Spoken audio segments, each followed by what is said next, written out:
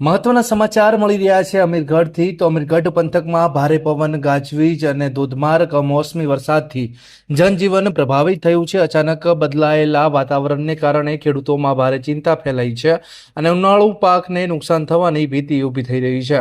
ભારે વાવાઝોડો અને વરસાદના પગલે સમગ્ર વિસ્તારમાં ઠંડક પ્રસરી ગઈ છે, પરંતુ ખેતી પર તેની વિપરીત અસર જોવા મળી રહી છે। કેટલાક વિસ્તારોમાં જોરદાર પવનના કારણે વીજ પુરવઠો ખોરવાતા અંધકાર છવાઈ ગયો હતો।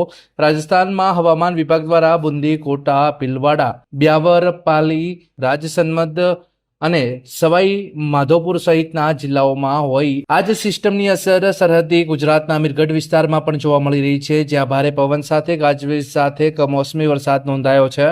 સ્થાનિકોમાં ભારે ભયનો માહોલ જોવા મળ્યો હતો। જોકે ખેડૂતોના જણાવ્યા મુજબ પાકને નુકસાન થવાની શક્યતા છે। ઉત્તર ગુજરાત સહિતના વિસ્તારોમાં કમોસમી વરસાદ અને તેજ પવન અંગે અગાઉ પણ ચેતવણીઓ આપવામાં આવી હતી।